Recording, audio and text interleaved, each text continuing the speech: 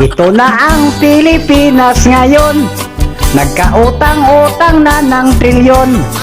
Ninakawan mula sa flood control, gobyernong mahilig sa korupsyon. Ang namumuno mga buhaya, sa kinsayaman at di mahiya. Kahit batas ay kimkim nga nila, ang iba'y nabayaran pera. 20 kilong bigas kanyang ipatupad, bigyan ng pabahay ang mga mahirap. Pero bakit ngayon sa mga lansangan, marami pang natutulog nga dyan? Pamumuno sa administrasyon, walang pagbabago hanggang ngayon.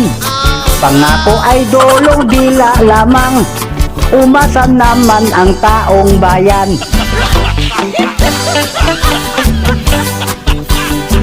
Wag, wag, Wag. wag, wag. Huwag mong subukan. Masisira ang buhay mo. 20 kilong bigas kanyang ipatupad, bigyan ng pabahay ang mga mahirap.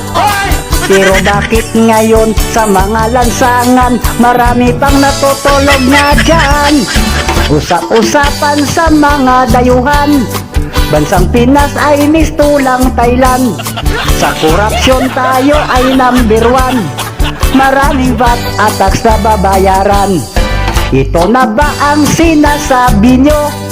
Bagong Pinas at pag-aasinso. Tingin ko lang kayo ang yumaman sa korupsyon at mga nakawan.